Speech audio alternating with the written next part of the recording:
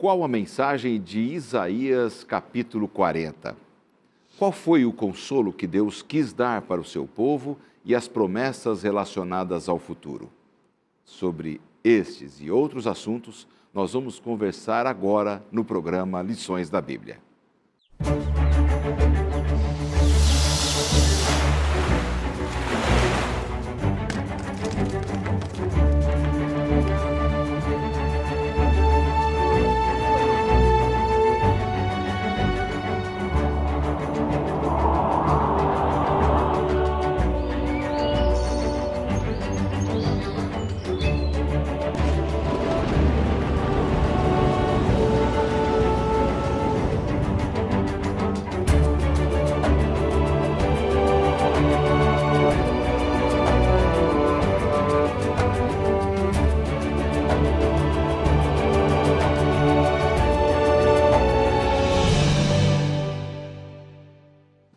Você é muito bem-vindo à nossa roda de conversa aqui no programa Lições da Bíblia, que está começando pela sua Novo Tempo. Uma alegria poder sempre falar com você, onde quer que você esteja, na sua casa, no seu trabalho, ou viajando, através do seu celular, tablet, computador, ou na sua própria televisão, não importa. O mais importante é que nós estamos juntos para estudarmos a Palavra de Deus e podermos retirar dela todo o conselho que a gente precisa para a nossa vida. Aliás, este é o princípio aqui da Rede Novo Tempo de Comunicação, procurar trabalhar os conceitos da Palavra de Deus em todos os programas que você acompanha na grade de programação. E aqui no Lições da Bíblia não é diferente. O tema dessa temporada, a primeira temporada de 2021, é justamente o livro de Isaías. Eu tenho mostrado sempre o nosso manual, esse manual que é editado pela Casa Publicadora Brasileira, nossa parceira aqui no programa. Ele fala sobre Isaías, que é um consolo para o povo de Deus, e esse subtítulo, Isaías, consolo para o povo de Deus, é bem o tema dessa semana, onde vamos estudar o capítulo 40, que tem toda a consolação divina para o seu povo, a certeza do futuro e como nós podemos confiar em Deus. Os dois pastores da semana passada retornam ao programa. Com muita alegria, dou aqui as boas-vindas a eles. Pastor Cândido Gomes, bem-vindo mais uma vez, viu? Obrigado, pastor Lanza. Uma alegria recebê-lo e ter a sua participação. Pastor Cândido, ele trabalha com o Ministério Jovem. Fala você que eu não vou lembrar, pastor. A minha inteligência artificial falhou aqui. Eu hoje trabalho com os jovens, com os desbravadores, os aventureiros e os músicos da Associação Paulista Sudeste. Isso, é o escritório da Igreja Adventista para a região sudeste do estado de São Paulo. E uma alegria. Aliás, você é músico também, né, pastor? Gosto muito de música. Eu já tenho ouvido alguma coisa, letras e canções que você tem, Deus tem te usado também. Louvado seja Deus. Amém. Por isso, né? Muito bom. E com ele está o pastor Charles Siqueira, que já esteve na semana passada e também trabalha aqui na região do Vale do Paraíba, vizinhos aqui da Rede Novo Tempo de Comunicação. O pastor Charles está numa área mais administrativa, mas também trabalha com comunicação e mais o que mesmo, pastor? Liberdade religiosa, pastor. Liberdade religiosa, é verdade, tinha esquecido desse detalhe. Minha inteligência artificial está falhando aqui, né? Não, mas faz parte. No outro programa eu estava com o currículo pronto, né, na mente. Mas é muito legal, o pastor Charles e eu trabalhamos como colegas de trabalho, eu lá na Associação Paulista Oeste, em São José do Rio Preto, onde trabalho atualmente, e ele aqui na Associação Paulista do Vale, com sede em São José dos Campos, na área de comunicação. Então, de vez em quando, a gente se encontrava com o Cândido também, perdemos aí o companheiro da área de comunicação, mas está sempre junto com a gente também. É uma alegria recebê-los. E eu já aproveito e mando um abraço, né, para os amigos dessas duas regiões aqui que vocês representam. Aliás, se quiserem mandar abraço, vamos mandar agora antes da oração. Então, vamos aproveitar. Pode mandar abraço e já matamos o protocolo. Eu aproveito então para mandar um abraço para as nossas igrejas aqui da Associação Paulista do Vale, que acompanham aqui o Lições da Bíblia.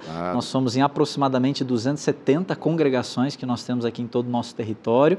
Um abraço especial para você, para os nossos pastores, para a minha família, é claro, também. E é uma satisfação poder estar novamente aqui com você, pastor Lanza, e com o pastor Cândido, que já é um amigo aí também de longa data. Muito bom. Maravilha. Quer mandar abraço também, Cândido? Com certeza, pastor. Além de mandar meu abraço para os jovens, para os desbravadores, aventureiros, os músicos da Associação Paulista Sudeste, para toda a nossa querida Irmandade do ABCD Paulista, Baixada Santista, de Peruíbe até Bertioga, nosso grande abraço. Também tem que mandar um abraço para minha família, né? Claro. Para minha esposa, Melina, para os meus pais, que também acompanham toda semana lições da Bíblia. Olha só, hein? E eu estou muito feliz de participar com você e também com o Charles, que é meu irmão, meu amigo há muitos anos. Aí depois você manda aquela foto lá para sua família. Lá. Com certeza. Tira uma foto juntos aqui, tudo certo. Oh, legal. Muito bom, gente. Dados os abraços, os protocolos iniciais, vamos direto ao estudo da Palavra de Deus. E eu quero convidar a vocês que estão aí nos assistindo com a gente para orarmos. Pastor Cândido, por favor. Vamos orar. Nosso grande Deus e Pai, nós te louvamos pelo privilégio de, em liberdade, estudarmos a Tua Palavra. Amém. Nós temos estudado sobre o livro do profeta Isaías, entendemos que aqui há mensagens que contam não apenas histórias do passado, mas trazem lições para a nossa vida hoje. Que os nossos sentidos estejam abertos, que o Senhor nos dê discernimento espiritual, com o Teu Espírito influencie nossa mente para entender e também para decidir viver a Tua Palavra. Amém. Abençoa cada um dos telespectadores agora conectados conosco, aqueles que assistirão no futuro essas mensagens também, que todos nós cresçamos cada dia na Tua Palavra. Em nome de Jesus, amém. Amém, amém. Bom, tema dessa semana, consolem o meu povo. Por que havia necessidade dessa consolação, Pastor Charles? Qual a visão que você tem do tema aqui? Pastor Lanza, lendo alguns comentários relacionados ao livro de Isaías, eu não sabia, mas eu descobri que boa parte dos estudiosos dividem o livro de Isaías em 3 sessões ou em 3 blocos, alguns em 2 blocos, mas boa parte dos comentaristas dividem em 3 blocos, sendo os primeiros capítulos do 1 a 39 mensagens de juízo, de advertência, segunda parte do capítulo 40, que é esse que nós estamos estudando, até o capítulo 55, mensagens de conforto ou de consolo, e por último, do capítulo 56 a 66, mensagens de esperança. Mensagens de esperança. Eu acredito que essa mensagem de consolo é exatamente porque Deus havia anunciado uma porção de consequências, vamos colocar assim, esses juízos, essas advertências de Deus, elas eram consequências de uma porção de atitudes ou escolhas que o povo de Judá, o povo de Israel estava tomando, mas que a despeito das consequências que eles sofreriam com as escolhas que eles fizeram, Deus tinha para eles uma solução, Deus tinha para eles uma alternativa, Deus tinha para eles um caminho. E esse melhor, né? Exatamente, e esse caminho, ele se traduzia num conforto, num consolo, e é por isso que Isaías 40 começa então com essa mensagem de consolo. A despeito daquilo que vocês fizeram e do que vocês terão de sofrer, eu tenho para vocês uma mensagem de conforto, de esperança. A situação era crítica, né? Eles estavam numa situação bem complicada, de incredulidade, afastamento de Deus, e vem nada como você ter do próprio Senhor a certeza do amanhã, que é o que nos consola, né, Pastor Cândido? Exatamente. Eu acho interessante, Pastor Lanza, Pastor Charles, esse livro de Isaías, ele é um livro muito rico, biblicamente falando, né? Sim. Quantos sermões a gente já fez, quantos né? Sermões, exatamente. Isaías, só estudando esses temas de cada semana, a gente tem vários insights, várias ideias. Verdade. Agora, eu acho interessante que o livro de Isaías é como se fosse uma miniatura da Bíblia, né? Assim como a Bíblia possui 66 livros, Isaías possui 66 capítulos. Assim como os 39 capítulos dessa primeira parte que o pastor Charles mencionou, falam da trajetória do povo de Israel, juízos de Deus sobre o povo de Israel, assim como o Antigo Testamento tem 39 livros, esses 39 capítulos se relacionam a esta parte da trajetória do povo. E os últimos capítulos, 27 últimos capítulos, trazem mensagens de futuro, mensagens de esperança, conforto, mensagens de conforto, como o pastor Charles mencionou. Então, nós também nos aproximamos dos escritos desse profeta Isaías com essa mesma esperança. O contexto histórico pode ser diferente, mas nós também aguardamos as promessas sobre as quais Isaías falava aqui no seu livro. Que maravilha, olha só, né? Como o livro de Isaías é rico, né? A gente se enriquece muito ao estudá-lo. e agradecemos a Deus pelo privilégio, né, de aqui no programa dedicarmos uma temporada a este livro tão especial. Vamos conversar um pouquinho sobre os versos 1 e 2, tá?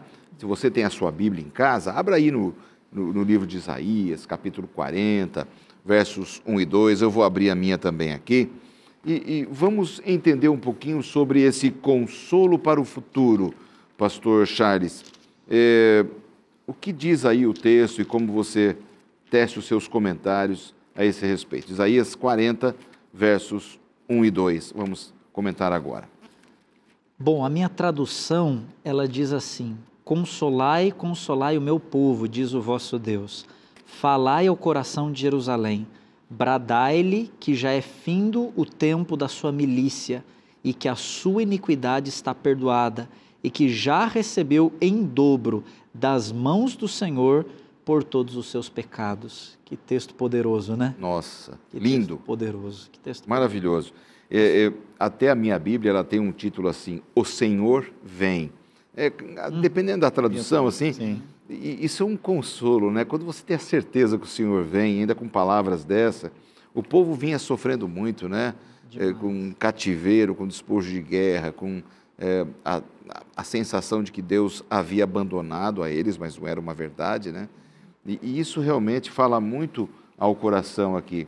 Pastor Cândido, também o seu comentário aqui sobre esses dois versos, que eu acho que são importantes. Nosso manual traz coisas bastante interessantes aqui nesse sentido. Sim, sim.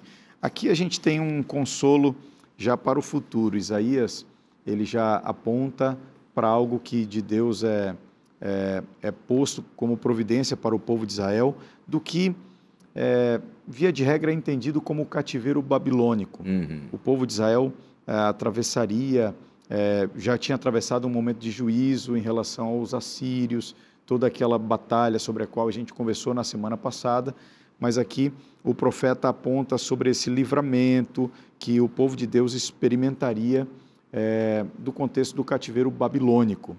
É interessante isso que o pastor Cândido está dizendo, pastor Lanza, porque o final do capítulo 39, ele já começa, né, falando ali sobre essa experiência, exatamente essa experiência que Judá, Israel viveriam no cativeiro babilônico. Então, 39 termina com um tom assim pesado, né, dizendo que o povo de Israel sofreria nas mãos do cativeiro babilônico, mas o capítulo 40 já começa com essa nota de esperança.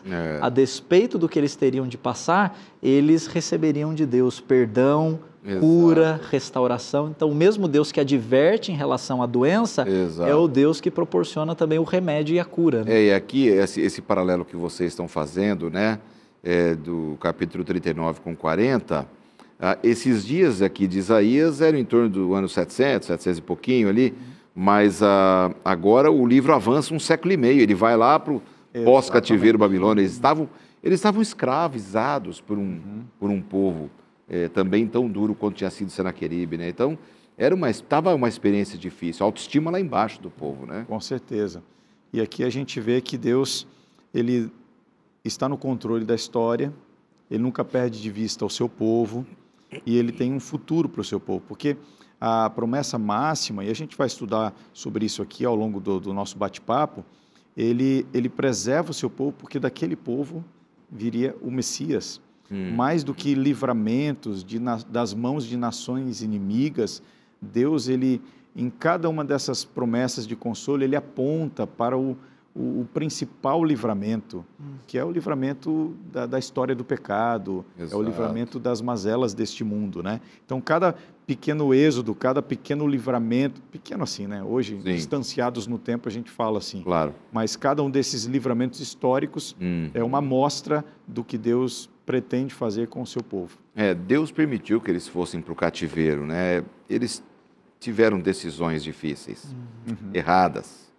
Nós já estudamos aqui no programa justamente um pouco sobre isso, a respeito de como Deus permitiu, porque Ele respeita o nosso livre-arbítrio, né? Ele deu um presente para cada um de nós, que é esse livre-arbítrio. E Ele respeita quando a gente toma essa decisão. Ele vinha alertando, né? Desde o começo de Isaías, olha, vocês têm que se voltar para mim, papá, mas não teve jeito, eles precisaram passar. em muitos momentos que nós estamos vivendo um sofrimento espiritual, se torna assim como consequências de nossas próprias escolhas, pastor Charles. Você que é um pastor jovem, como você tem visto isso, né? É uma espécie de consequência também aquilo que a gente sofre? Eu acho que existe o elemento da consequência. A gente não consegue esgotar todo o assunto do sofrimento colocando tudo na conta da consequência dos nossos próprios atos, né? Existem N fatores para o sofrimento humano, né? Um deles, inclusive, é o próprio fato de que nós nascemos num planeta marcado pelo pecado, né? Muito do nosso sofrimento é fruto de um planeta desajustado que nós vivemos e acabamos estando vulneráveis ou reféns de algumas circunstâncias que estão para além de nós. Mas existe também o elemento das consequências, né? De atitudes que a gente acaba tomando, escolhas que a gente vai fazendo e que em algum momento elas nos encontram lá na frente, né? Verdade. Mas em todas elas, eu acho que a mensagem de Isaías é que, a despeito delas, em todas elas, Deus sempre proporciona para a gente uma alternativa, uma válvula de escape. Mesmo quando nós escolhemos equivocadamente, Deus é tão bondoso, tão misericordioso, e aqui a mensagem, a boa notícia, né, dessa sessão do livro de Isaías, o Evangelho de Isaías, ele se apresenta como essa boa notícia, de que Deus é capaz de restaurar, Deus é capaz de curar, e a despeito das nossas escolhas, Ele é capaz de nos salvar. Que amor divino, né, Cândido? A gente não consegue nem entender, né? Ele permitiu o cativeiro, mas Ele perdoava e puxava de volta e trazia, acarinhava o povo de novo, dava esperança. É quase difícil entender a pessoa de Deus nesse aspecto, né? A insistência divina, né? De uma forma, a teimosia divina, por assim dizer. Isso, legal. A insistência. Era nessa linha que eu queria mesmo. Como Deus é teimoso em nos salvar, né? Ele insistir com a gente. Insiste, né? Existe até uma expressão muito interessante do Antigo Testamento, também no contexto do dilúvio, quando a Bíblia diz que Deus se arrependeu de ter criado o ser humano. É uma longa discussão em torno de uma palavrinha, mas essa palavra tem muito mais que ver com o fato de Deus estar correndo atrás do ser humano, e é como se a imagem fosse aqui de um Deus ofegante, como se a gente está diante de uma pessoa que está fazendo erro, e a gente aconselha, e a gente insiste, a gente adverte, mostra um caminho. Chega um momento que a gente olha para aquela pessoa, não tem mais nada para fazer, a gente suspira e não tem mais nada o que fazer. É como se Deus corresse, e Ele atrai, e Ele insiste, mas tem um momento que Deus, o que eu vou fazer agora? Mas Deus sempre retoma e recomeça e vai em busca. Estende a mão, né? Exatamente. Nós não estamos sozinhos, viu? Você pode ter a sensação de que está passando pelos problemas e Deus não está percebendo. Olha como Deus percebeu o sofrimento do seu povo. Ele não foi isento em alertar o povo. Ele não permitiu que o povo fosse sem orientação, mas o povo escolheu se distanciar de Deus, veio o cativeiro e mesmo assim Deus estende a mão. Podemos estar sofrendo por decisões, por erros pessoais, mas não se esqueça que a mão de Deus está sempre estendida para você. Nós vamos para um rápido intervalo e já voltamos com o segundo bloco e a continuidade do estudo do capítulo 40 de Isaías.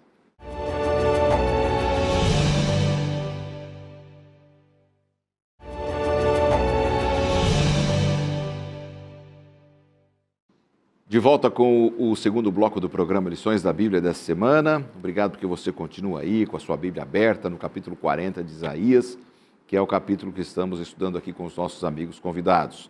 Eu tenho aqui em minhas mãos uma sugestão para te dar, e você poderá entrar no site da Casa Publicadora Brasileira e ali ver como você poderá fazer para ter este livro em sua casa, em suas mãos. É o livro do autor do nosso manual, Roy Gaine. Ele escreveu esse livro sobre Isaías, e este foi o texto que se tornou base também para a formatação do manual de estudos.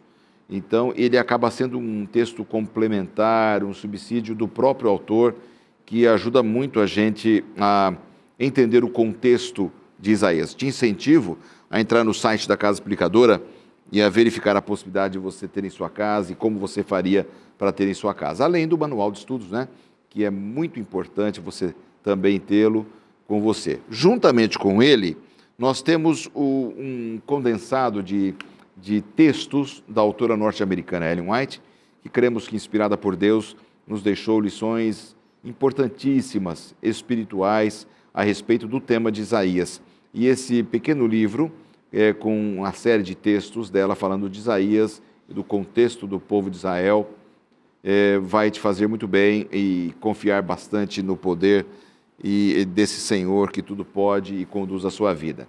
Já que estamos falando aqui em presentes, em oportunidades, possibilidades que você pode ter em sua vida, eu quero oferecer a você a possibilidade de estudar a Palavra de Deus com a Novo Tempo, e o curso bíblico que estamos oferecendo aqui no programa, nesta temporada, é o Descobertas Bíblicas.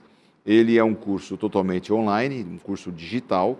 Você entra no site biblia.com.br e neste site, então, você vai poder escolher ali o curso bíblico, Descobertas Bíblicas. Tem vários cursos ali expostos, você clica e você vai poder, então, colocar o seu nome, o seu endereço, certinho, o seu cadastro, e a gente vai liberar este conteúdo para você ter em seu celular, tablet, computador. É muito legal, porque daí você, onde você estiver, você pode ter o conteúdo do estudo da Palavra de Deus de forma online, digital, o que é bastante interessante para os dias de hoje, né? Não precisa carregar um livro ou coisa parecida, já está pronto ali para você estudar a Bíblia. Tá certo? Descobertas Bíblicas, entre aí no site biblia.com.br e você vai gostar bastante, tá bom?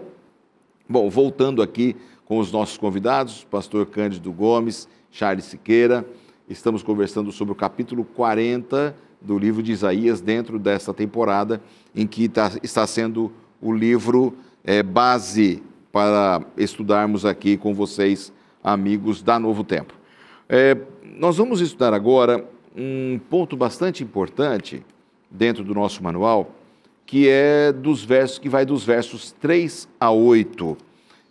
E aí eu queria que o pastor Charles falasse alguma coisa a respeito desses versos, que eles se tornam bastante importantes no contexto aqui do capítulo 40. Por favor, pastor Charles. Pastor, como nós estamos acompanhando aqui a leitura do capítulo 40, nós percebemos que no verso 1, verso 2, que nós falamos no bloco anterior, eles anunciam um consolo.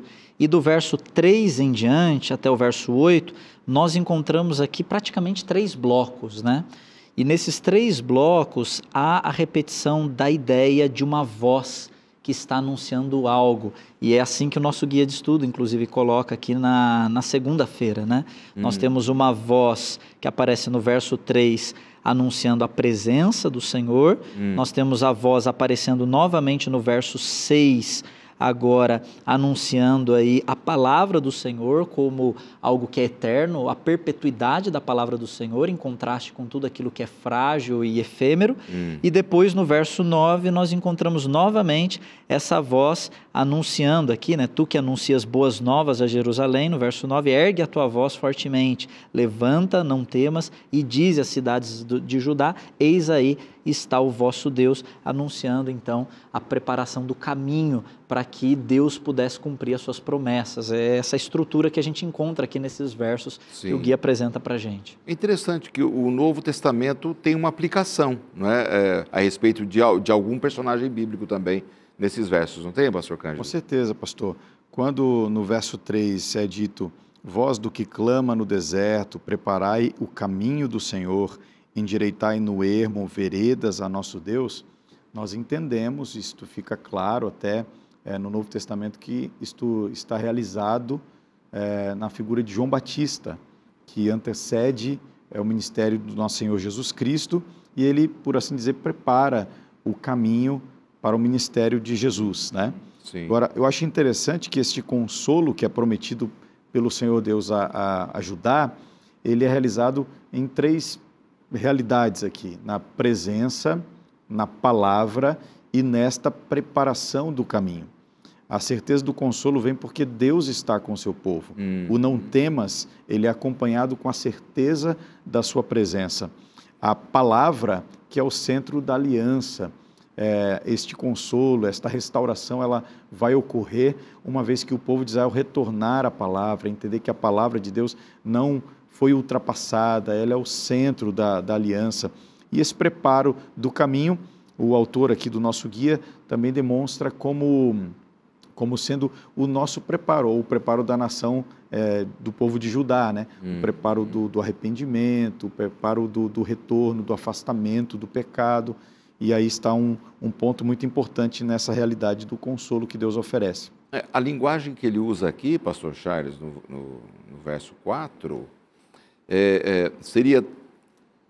claro que é uma linguagem figurada, claro, né? Ele está fazendo uma aplicação. Como é que a gente pode entender isso aqui? Era essa a preparação? O que estava envolvido aqui, além daquilo que o pastor Cândido comentou para a gente? O guia de estudo, ele até coloca para a gente, né, na segunda-feira, que quando um rei era anunciada a chegada dele, havia toda uma preparação, né, dos caminhos, Sim. E ali os caminhos eram desafiadores, né? Hoje a gente tem todo um sistema aí de pavimentação, de estradas, que é bem mais sofisticado, né? Mas havia essa necessidade do preparo do caminho para a chegada do rei. E esse preparo passa por esses elementos que o pastor Cândido muito bem colocou aqui, e eu destacaria o elemento do arrependimento, que inclusive o autor coloca para a gente aqui na pergunta 4, porque o arrependimento do povo de Israel era o reconhecimento da condição deles, para que eles pudessem receber a presença do Senhor e para que eles pudessem se voltar à palavra do Senhor, em primeiro lugar, eles precisavam reconhecer a condição na qual eles se encontravam. Não há como você procurar um remédio se você não reconhecer que está doente. Você só busca um remédio ou procura o médico uma vez que você reconheça que está numa situação de doença. E eu acho interessante quando nós lembramos que Isaías, lá no capítulo 6, que já foi estudado aqui nessa série, no capítulo 6, Isaías também passou por esse reconhecimento, quando ele tem aquela visão, no ano da morte do rei Uzias, né, a visão de Deus, dos querubins, dos serafins, e Deus fala com ele, primeira atitude de Isaías é reconhecer que ele era um homem de impuros lábios, e que ele habitava no meio de um povo que também tinha lábios impuros. Então, quando nós nos encontramos com a presença de Deus, a primeira reação é nós reconhecermos a nossa fragilidade, a nossa pequenez, a nossa dependência total desse Deus. Exatamente. Aí vai o anjo, pega uma brasa do altar, coloca na boca, queima a boca dele, queima a língua dele. E aí, agora você está em condições. Que remédio, né? Que remédio. E é interessante que esse preparo, o pastor Charles menciona, desse arrependimento, é uma coisa bem específica. Trazendo a imagem da visão de Isaías no capítulo 6, ele fala, olha, eu tenho um problema, e o problema é nos lábios, e a brasa vai nos lábios.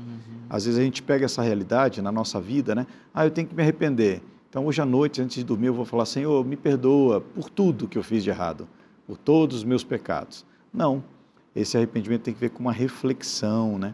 Tem que ver com a demonstração de reconhecimento de atitudes específicas na nossa vida. Tristeza pela sua condição. Exatamente. Né?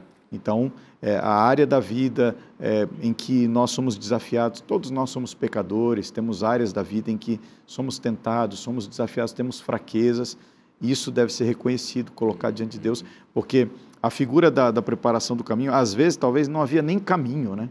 Eles tinham que abrir um caminho. Então, esse é o nivelar, caminho. diz aqui, né? Pois aplanar, nivelar e tal. Então, às vezes, atravessando florestas, eles abriam.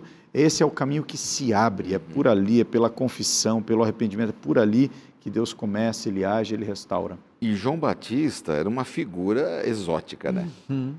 A gente tem uma visão mais romântica da Bíblia, estamos aqui em boas condições estudando a Bíblia, mas ele vivia no deserto, com aquelas roupas de peles e pregando arrependei-vos. Era uma mensagem divina, poderosa. E a gente vê pela Bíblia que as pessoas iam onde ele estava para ouvi-lo, né? Então ele devia ter um poder de oratória muito interessante. Claro que era o poder do Espírito Santo, né, Charles? Que fazia com que ele tocasse nas pessoas, mas a mensagem dele era forte. Com certeza. Eu acho que o que atraía tanto as pessoas para João Batista, além do seu poder de oratória, da sua capacidade, eu acho que era o conteúdo da sua mensagem, porque isso contrastava com o conteúdo que estava sendo pregado pela maioria das autoridades religiosas, aquilo chamou a atenção das pessoas, era um conteúdo enviado pelo Espírito Santo, E eu acho que a vida de João Batista também, né? Porque João Batista, na medida do possível, ele procurava viver aquilo que ele estava pregando, né? Então, ele aplicava o conteúdo da sua mensagem a si mesmo, em primeiro lugar. E uma vez que ele fazia essa aplicação, aquilo chamava a atenção das pessoas. A religião dele era viva, ela era eficaz, ela passava pelas escolhas, ela passava pelos comportamentos de João Batista. E eu acho que o povo, isso na Palestina do primeiro século, carecia, né, dessa religião viva, né? Por isso que a mensagem dele talvez tenha trazido tanto impacto. E é muito sintomático aqui, quando a gente tem a visão do todo da palavra, né? Que Jesus tenha procurado a ele para fazer o batismo dele, né? Quer dizer, Jesus começou exatamente do ponto que Deus estava considerando mais importante. A mensagem de arrependimento, de confissão, né? Ele poderia ter sido batizado por uma outra pessoa, mas ele buscou quem estava falando exatamente a mensagem de Isaías. Exatamente. Muito, muito interessante esse começo do ministério de Jesus e a busca que ele faz pelo seu parente, né? Que era um familiar, né? Eu trabalhei, pastor, 3 anos na capelania escolar, no início do meu ministério, lá em Bragança Paulista, e eu me lembro que a gente dirigia as palestras, capelas, né? Que são momentos que a gente tem ali de reflexão com os alunos. E uma vez eu fiz uma capela que eu coloquei como título Jesus é a Resposta. E eu fui apresentando para eles várias telas, várias experiências, e em todas elas eu sempre encerrava com a frase, Jesus é a resposta, Jesus é a resposta. E eu me recordo que um aluno do 8º ano ou 9º ano, ele me procurou no final, e ele me fez uma pergunta intrigante. Ele falou assim, pastor, achei muito legal sua capela, foi muito bem preparado, o senhor é muito eloquente, mas eu fiquei com uma dúvida. Eu falei para ele, qual foi a sua dúvida? Ele falou assim, você falou várias vezes que Jesus é a resposta, mas eu queria saber qual que é a pergunta. Qual que é a pergunta? É verdade. Pergunta que... Qual que é a pergunta? E eu quando olho para Isaías e para João Batista, eu penso que eles estão, em primeiro lugar, identificando a pergunta, identificando a doença, apontando a condição do ser humano. Jesus só é Salvador para aquele que se reconhece pecador. Então, eu acho que essa mensagem foi a mensagem que desestabilizou o povo na época de João Batista. Ele está mostrando quem realmente a gente é. E a gente precisa de alguém para nos socorrer. Ele incomodou a sociedade, Ele incomodou. Né? Para a gente continuar aqui, nós temos um tema agora que é dos versos 9 a 11. Fala um pouco sobre essa origem do evangelismo, pastor Cândido. Muito interessante esses versos 9 a 11. Que você poderia destacar para a gente, por favor? A gente encontra aqui, pastor, um texto muito interessante. A gente encontra aqui essa terceira voz que aparece, o pastor Charles mencionou agora há pouco. O verso 9 diz, tu, ó Sião, que anuncias as boas novas, sobe ao monte alto, tu que anuncias boas novas a Jerusalém, ergue a tua voz fortemente, levanta, não temas, dize às cidades de Judá, eis aí está o vosso Deus. O interessante aqui é que toda essa menção essa voz sendo erguida, essa voz que anuncia, a declinação é toda no feminino, do idioma original em que esse texto foi escrito, que é o hebraico.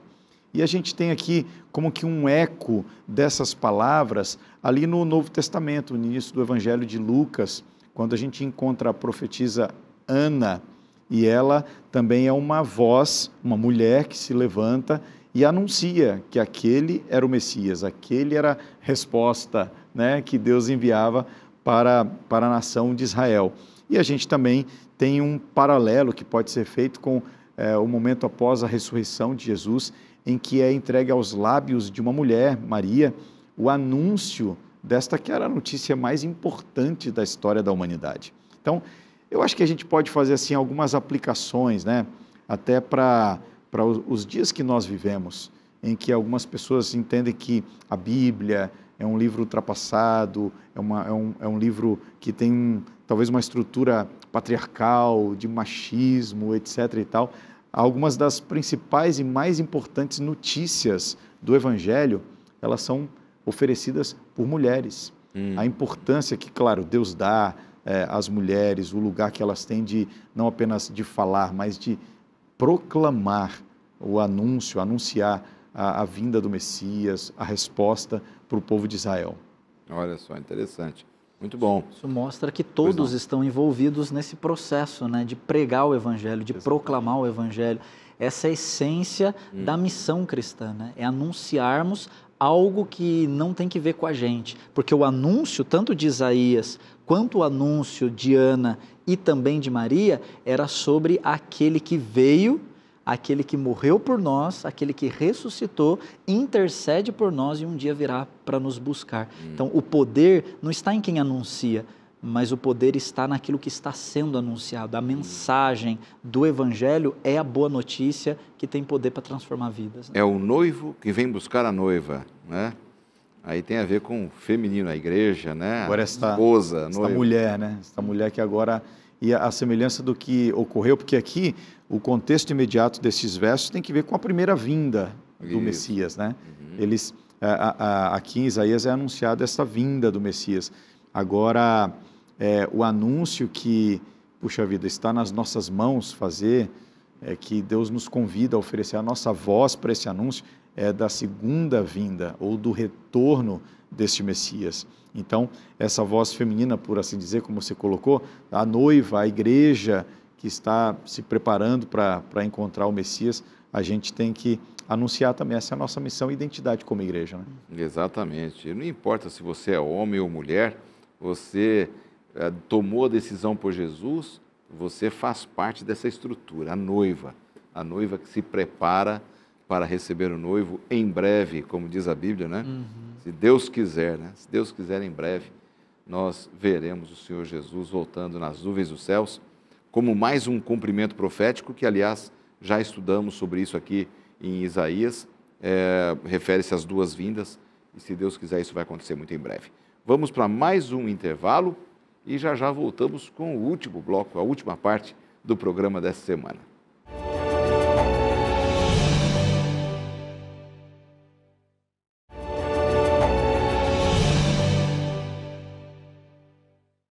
Chegamos à última etapa do programa dessa semana, aqui conversando com os nossos pastores, Cândido Gomes, Charles Siqueira, alegria de recebê-los, e estudando juntos o capítulo 40 do livro de Isaías, um capítulo emblemático que marca aqui um momento de mudança de mensagem, não é, como eles já falaram, é um capítulo que faz uma mudança de foco da parte de Deus para com o seu povo, trazendo consolo, esperança, por isso que estamos nos demorando o máximo possível aqui ao estudar este material, esse texto.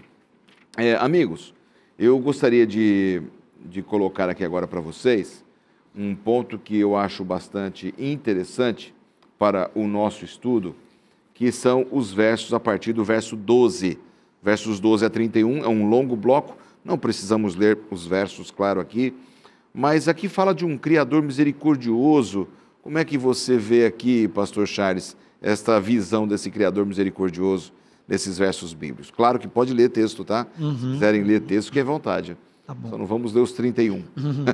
Pastor, a gente até conversava aqui um pouco, e essa é uma das porções da Bíblia mais bonitas, né? Mais inspiradoras, e uma das conhecidas também, né? Há vários versos aqui que são muito conhecidos, e eles são colocados num contexto de contraste, porque no verso 12, que inicia aqui esse bloco de reflexão, você encontra aqui o início de uma reflexão sobre a grandeza do Senhor, sobre a majestade do Senhor.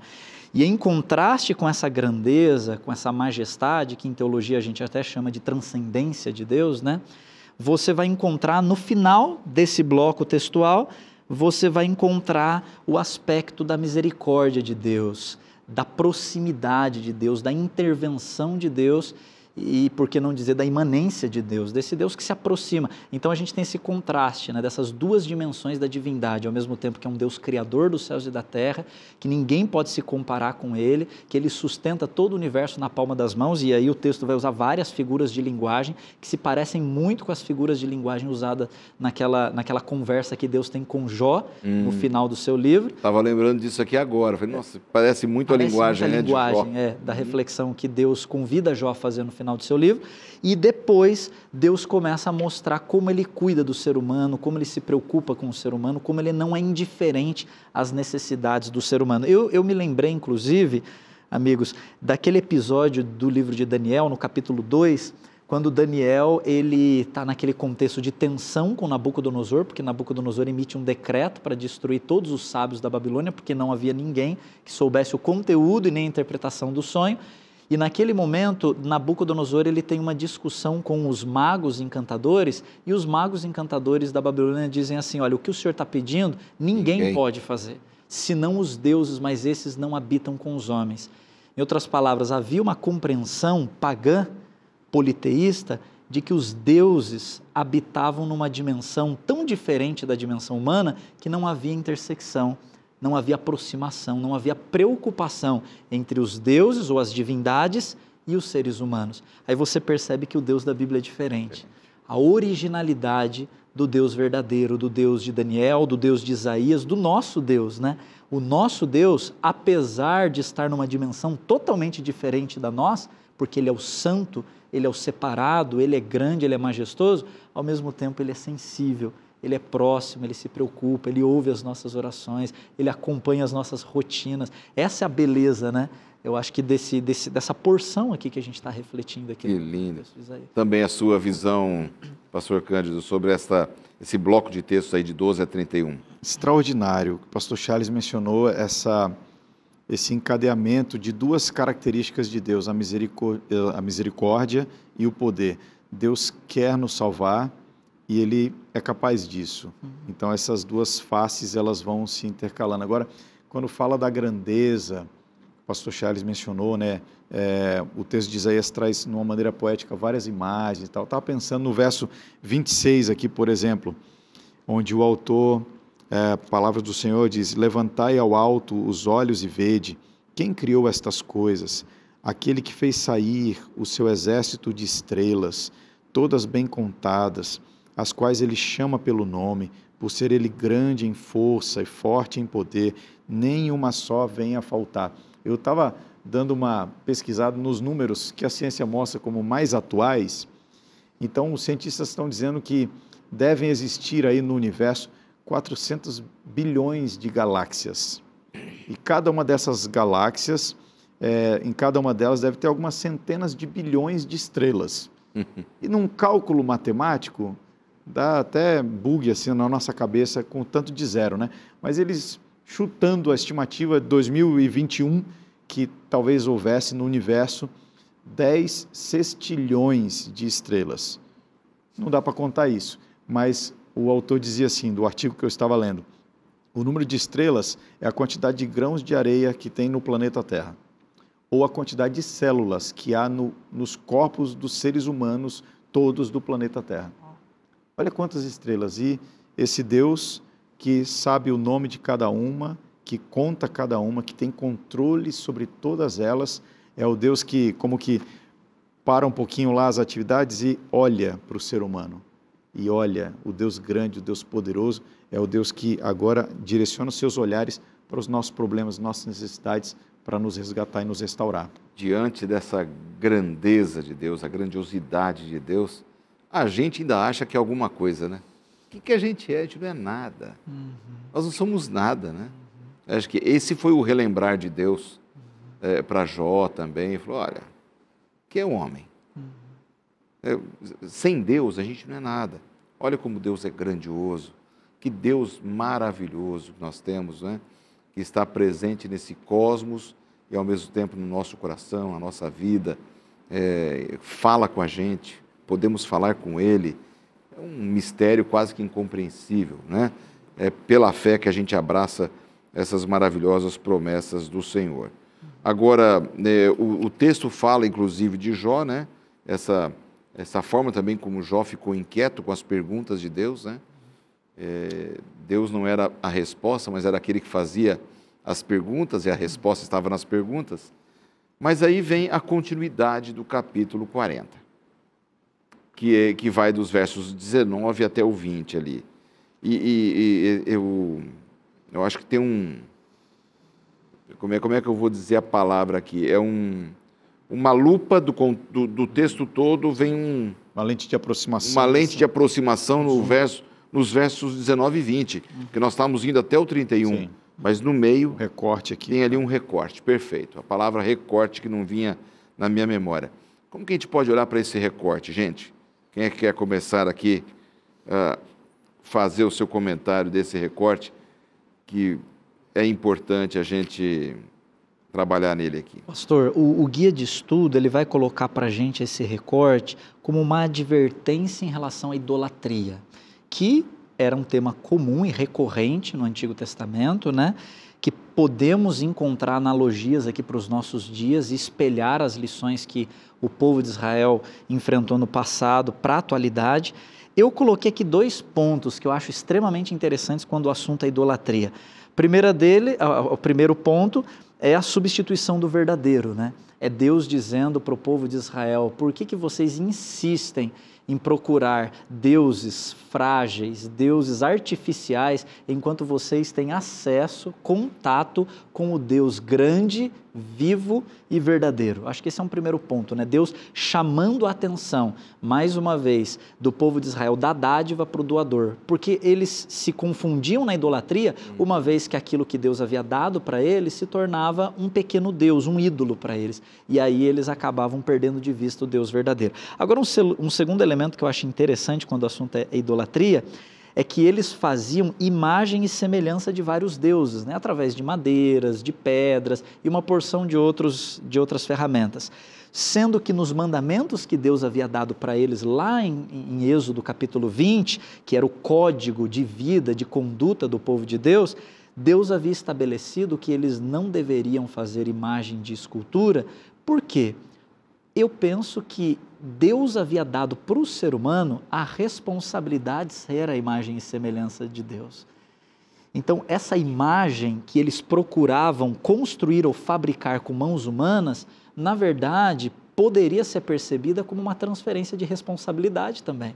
Porque no Éden, Deus havia imprimido no ser humano essa responsabilidade de ser um representante de Deus na Terra, um mordomo de Deus na Terra. Uma vez que eu coloco isso sobre um metal, uma vez que eu coloco isso sobre um pedaço de cobre ou de madeira, eu estou transferindo uma responsabilidade que Deus colocou sobre mim. Exatamente. Então, não que eu seja Deus, óbvio que não, existe um abismo de diferença, mas no Jardim do Éden, Deus colocou sobre nós uma parcela de responsabilidade de representá-lo nessa terra. Então, acho que esse chamado que Deus faz a Israel, não olhem para essas estátuas como deuses, é porque eles deveriam se olhar no espelho e lembrar da responsabilidade original que eles tinham de representar Deus na terra. A gente percebe que o tema da idolatria é muito ofensivo a Deus.